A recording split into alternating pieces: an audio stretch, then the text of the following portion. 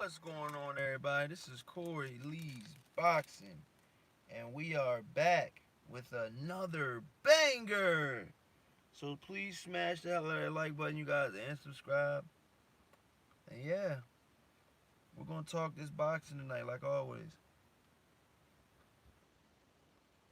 It's going down late night, bang bang. But yeah, wow, I don't even know where to start, man. I just looked at this article that says Dillian White and Eddie Hearn at the press conference, the post fight press conference. We're talking about the failed drug test there, and nobody knew what they were talking about, and plenty of people pretty much were saying that they knew what they were saying, and stuff like that, and there was an article about it. If I can pull it up. But yeah, while I pull it up, man, how's everybody doing today, man? Smash that like button, you guys. As soon as you guys come in, man, we're gonna have a good live stream, man, for you guys out there, man. And yeah, man, I hope you guys' day went well. It's Wednesday, July 31st. My birthday was yesterday. I'm celebrating Friday. You know what it is. Leo season, baby. Leo season, baby.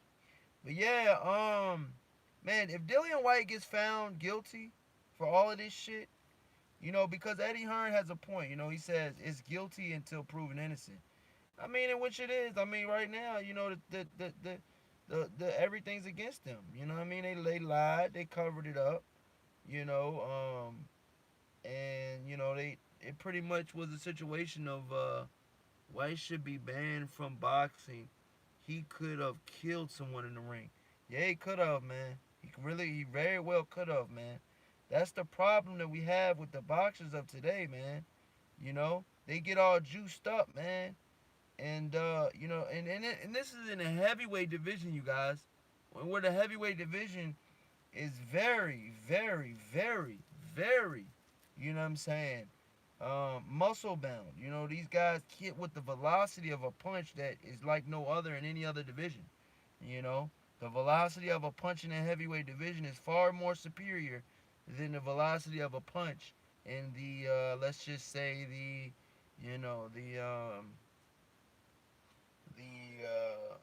featherweight division. What? But they did say that Javante Tank Davis knocked out not one but two heavyweight heavyweight boxers in the gym, and he says Malik Scott says I seen one of them for myself. Tank Davis knocked him down, and the guy said he slipped. He said, "Nah, bro, that wasn't no slip." He got back up. Tank Davis knocked the dude down with a left, a body shot, a right body shot and a left hook to the temple, and it was all she wrote. He said. So that goes to show you right there, man. These dudes ain't playing around. They might be small, but they pack a big punch, man. And that's another thing I'm gonna tell you guys too, man.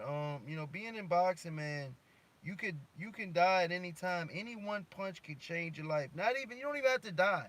One punch can change the way you feed your family for the rest of your life. You know what I mean? I mean, look at Pritchard Cologne. Pritchard Cologne isn't dead, but he's a vegetable, pretty much. You know, I mean, he can barely move, he can barely walk, he can barely talk. And that's the dark side of the sport, man. I knew something was wrong with Dadashev when that fight happened. I was there live. I was at press row, so I knew exactly what happened. I mean, I knew exactly, something bad had happened to him, and it was unfortunate. It really was. It was really unfortunate, you guys. But that's the sport we love, man. We're supposed to love this sport. This is the sport that that we'll do anything for, and so forth and so on, man. But I'm gonna tell you guys right now that boxing is one of those type of sports, man, that you know a lot of people in boxing, a lot of people, not just me, but a lot of people in boxing, okay, love this sport and will do anything to make this sport clean, man. We need a clean boxing, man. What's so hard about cleaning up the sport, man? You got other sports cleaned up. You know what I mean? Let me go to the chat, man. What's up? Omni Surge. What's going on? Media says, what's up, Mr. Lee? Says, happy late birthday. Thank you, brother. Says, I personally am anti-drug testing. Oh, really? Wow. But yeah, man, I'm gonna tell you guys right now, man. Boxing is one of those sports where the better the drug test is, the better the drug testing is, the better the sport is. I actually feel, man. Dillian White, like I said earlier, you guys, Dillian White could have killed somebody in that ring, and a lot of people don't know that. You know, a lot of people don't know that.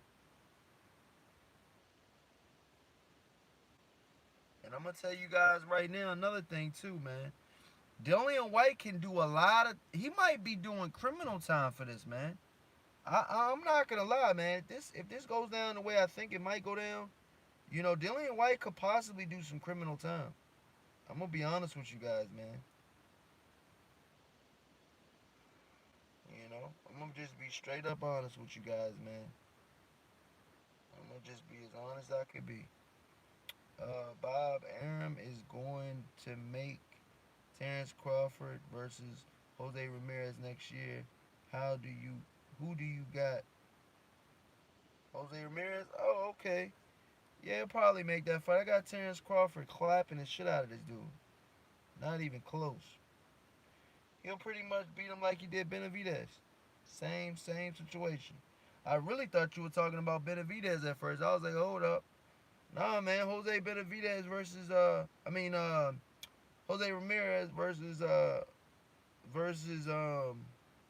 Terrence Crawford is gonna go just like Jose Benavidez went.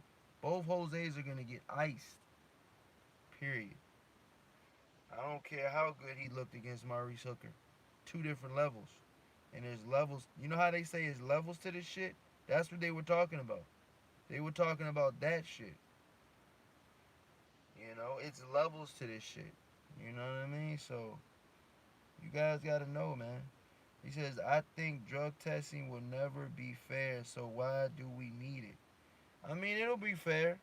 It'll be fair. I think it'll be fair. I think they're starting to clean it up now, man. But you got a point there. You do got a point there, man. You got a really good point there, man. I'm not taking away from your point neither. I'm just letting you know how I feel about it. You got a really good point there, man. I'm gonna tell you right now though, drug testing in boxing needs to tighten up. That's first and foremost. Yeah, that's first and foremost. You know, drug testing in boxing needs to tighten the fuck up. For real, man. You know, because the way things are right now, man, I'm gonna tell you guys right now, man, somebody can get hurt. Just like Dedashev. What if that guy was juicing? What if this guy drug if there was better drug testing? I don't even think there was any drug testing in the Dedashev fight. That kind of scares me too, though. You know, that doesn't scare me. That worries me. You know, that there was no drug testing in that fight. Should there have been? Hell yeah.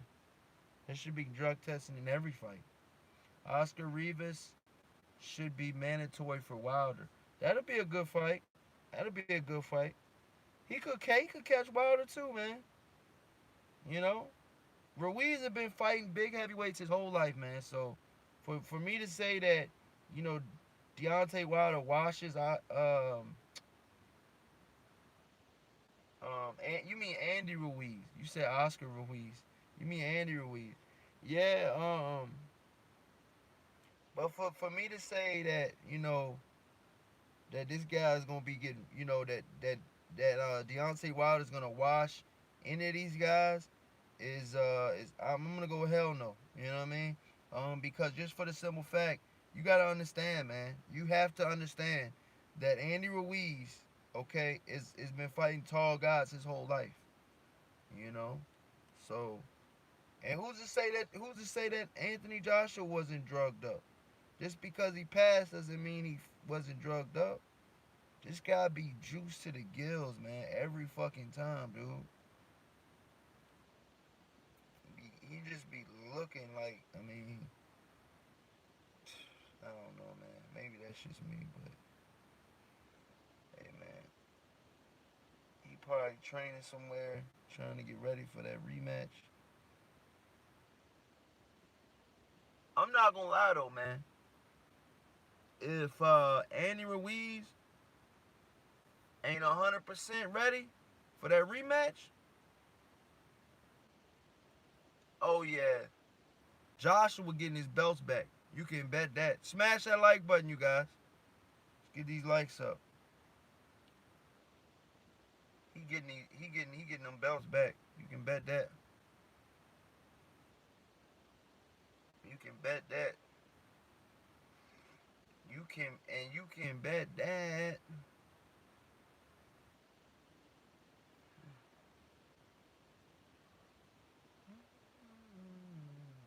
What you guys talking about? It says, salute, what's up, Robert? What's going on, my brother? What's going on, everybody in the chat? It says, yeah, the heavyweight division is wide open. Anthony Joshua needs a new trainer for the Ruiz fight. You think so, bro? You think so? I don't know, man. That's a tough one. That's a tough one. Lawrence Williams, what's good, my brother?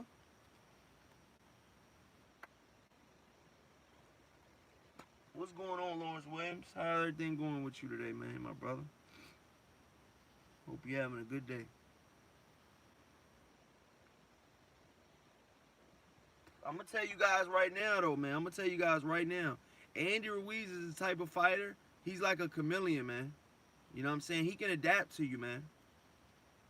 You see, he started getting closer and closer and closer on Anthony Joshua, and then bang! You know what I'm saying? And then bang! It was night for that dude. He ain't even know why. He ain't even know what hit him. And I'm gonna tell you another thing too, man. That Andy Ruiz should be scared if that fight is overseas, man. Because if that fight is overseas, man, who's to say that if that fight is overseas, who's to say that there's gonna be the same drug testing? Who's to say there's gonna be good drug testing? You know what I mean? Come on now, y'all. Y'all guys know about that drug testing shit. You know what I mean? Let's go. Let's go, baby. I'm gonna be honest with you guys, man. Joseph Parker got by Andy Ruiz because Joseph Parker got a pretty good chin. If Joseph Parker didn't have a good chin, Joseph Parker would have got stretched, dude. I'm being honest. Joseph Parker got a pretty solid chin on him, man. I'm not even gonna lie about that. I'm gonna be real about that. Anthony Joshua should hire Teddy Atlas as a trainer. Teddy has changed boxers. You think so? I don't know. It might be good for him. I mean, Teddy Atlas, though, I mean, he get that podcast and shit now. He got other endeavors he's doing. I mean, I guess.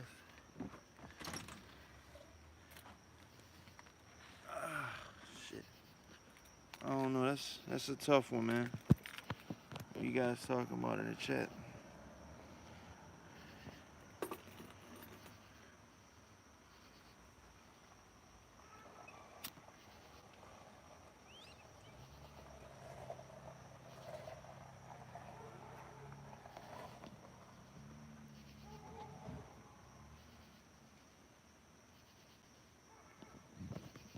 Teddy Atlas is pretty good, though. I ain't gonna take nothing away from Teddy Atlas. What's going on, World Break? I seen y'all trying to get the hangout shit together earlier.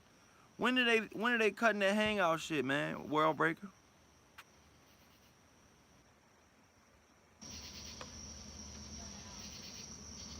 When are they doing away with the hangouts?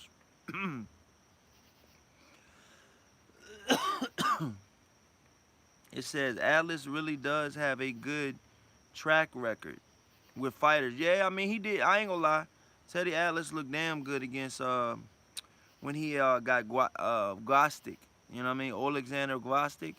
Yeah, when he got him, that was a really good look for him, man. Media says, yeah, he does. He says that would be a good fit for AJ. So you guys think that Teddy Atlas? He says Teddy Atlas has changed boxers to a different level. So you think Teddy Atlas? Do you think that Teddy? Do you think that Anthony Joshua can beat Deontay Wilder if he gets with Teddy Atlas? What do you guys think about that? I don't think a trainer going. I mean, don't get me wrong. A trainer will change certain things, but styles make fights.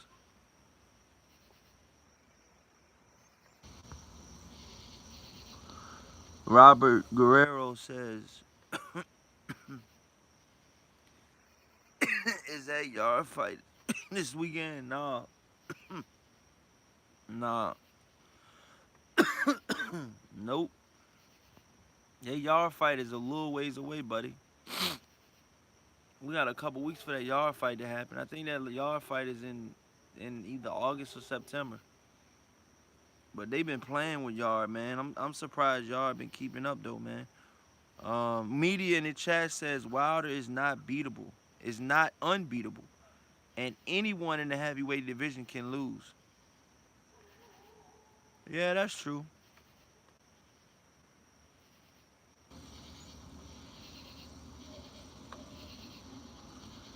That's true. That's true. That is very true. He says, "What fights this weekend?" I don't know. I gotta check. That's a good question. That's a good question, Robert. Um, there's some pretty good fights coming up this weekend, I believe. I know. I know Eddie Hearn's having his card. Um, a couple domestic level fights, but guys that I still follow, like a guy like his name's Flower. He's fighting another guy. Oh, one of Dillian White's fighters is gonna be fighting this weekend, this Friday. So yeah, Dillian White's got a fighter fighting, so a lot of media is gonna probably be at him for that fight this Saturday. I mean this Friday. Dillian White's gonna be in attendance.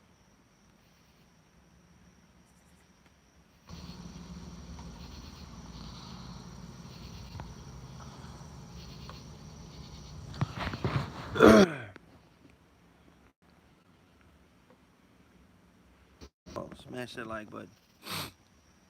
Um, he says, "Do you think Tanks Davis is ducking Tevin Farmar and Gary Russell, Cory?" I mean, that Gary Russell joint is definitely iffy, man. I gotta admit, man, that Gary Russell joint is definitely iffy. Um, Not only is it iffy, um, I mean, you gotta understand though, man. Gary Russell Jr. is one of those guys that stylistically I think he matches up bad for Gary Russell. I mean for Gervonta Davis, but I think Gervonta Davis's power is the neutralizer in that fight. I think Gervonta Davis could ice the shit out of Gary Russell with any punch. Um, Being that Gary Russell is getting a little older, but he keeps his body so clean, and he doesn't go drinking, he doesn't go smoking, he doesn't go partying. So, Gary Russell Jr. might be only 30 years old, but in boxing, I mean, he still might be a cool, 25.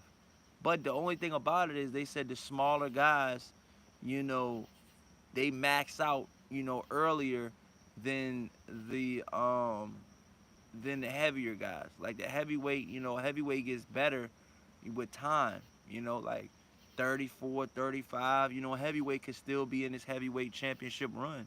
As far as a lighter fighter, this is the saying, as far as a lighter fighter, he could be, 126, 130 pounds, and, has hit his physical prime, at 26, 27. You know what I mean? That's the way the saying goes. So Davis versus Russell is a very good fight. He says I don't know why Davis has not stepped up yet. What's going on, the Great Stone? What's going on? Smash that like button and subscribe, you guys. The Red, what's good? Daniel Vasquez, salute. He says Tevin Farmer versus Gary Russell would be a good fight. Now that would be a good fight, and that's a fight that can be made. But Gary Russell has already said that, he says, and I quote, go look at my Gary Russell interview, you guys. He said Tevin Farmer, that's not a big fight for me. He said he's not big enough. You know what I mean? He knows that Javante Davis fight could possibly be a pay-per-view fight. Gary Russell Jr. versus if Gary Russell Jr. could get a big fight and then fight Javante Davis as a pay-per-view fight. Like if he could fight like a Leo Santa Cruz and beat him and then fight Javante Davis, that's definitely a pay-per-view fight. But if he just goes right in and fighting Javante Davis next, I don't know if that's a pay-per-view fight. Plus, he's not bringing anything to the table.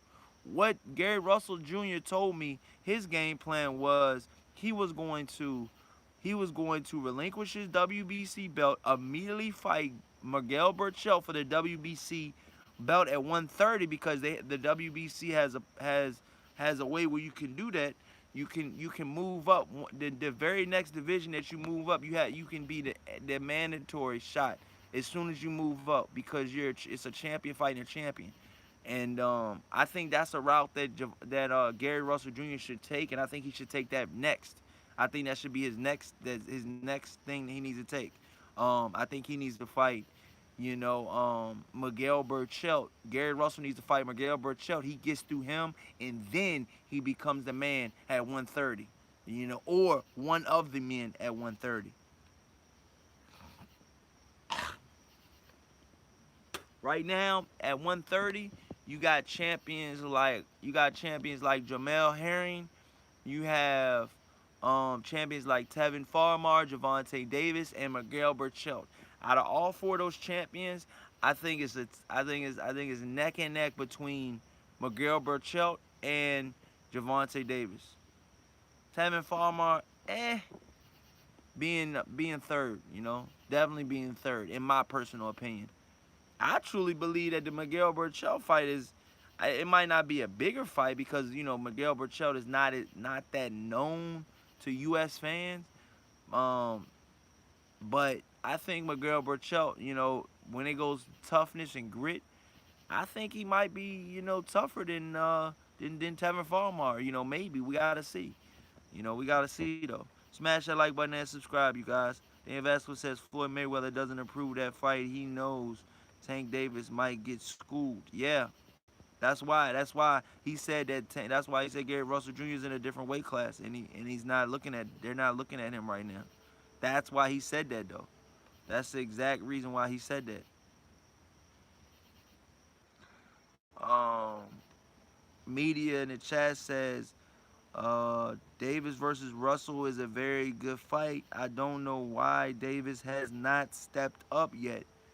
I think from what I've been told, he's gonna be stepping up in this fight. He's gonna be taking on a named opponent, and he just might be. This might be his pay-per-view fight coming up next. From what Coach Calvin told me when I interviewed him, Coach Calvin, Javante Davis's trainer, Coach Calvin told me that that Abner Mares still wants to fight him.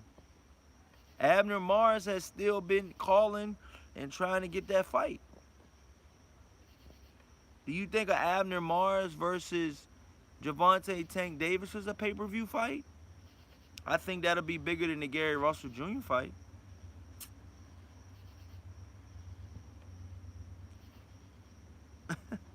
Media in the chat says the Davis versus Mares is a terrible fight. Smash that like button, you guys, and subscribe.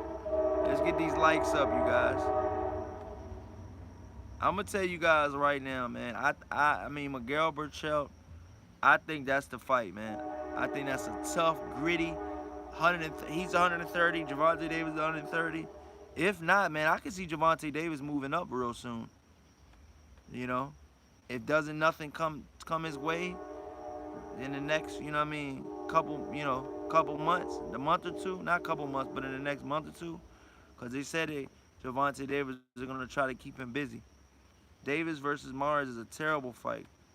Daniel Vasquez Tank Davis is not a pay-per-view star. No, I'm not saying he's a pay-per-view star. I'm not even saying he's a pay-per-view star. But what I am saying is that Javante Tank Davis, Andy Ruiz interview on Joe Rogan. Oh, what did he say, man? I gotta listen to that shit. Oh shit, let me go look check that shit out. Joe Rogan. Andy Ruiz, there it is. 1 hour ago. Oh wow.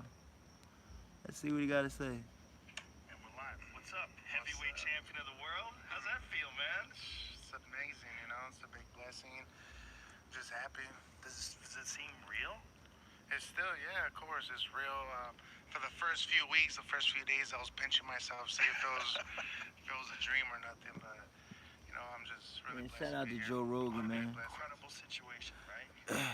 so, like, how many weeks out did you find out about the fight? I think it was like a month and 2 weeks. Wow. They said he found out 6 weeks before the fight. Froze up on me. Yeah, it froze up on me. Jumping off the bed while I was watching. Joe Rogan said he dropped up off the bed when Andy Ruiz went in for the knockout. And you know what? I don't feel super hurt, you know, because when I got dropped, he hit me with a good right hand, and I took it like a champ. But They're saying I think Davis smokes all these guys. His power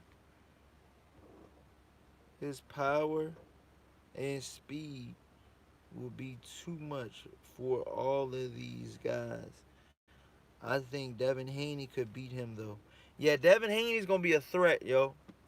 Hey Robert in the chat, salute. Devin Haney's gonna be a threat. Devin Haney's gonna be a threat, dude. Real talk. Devin Haney is a real live threat.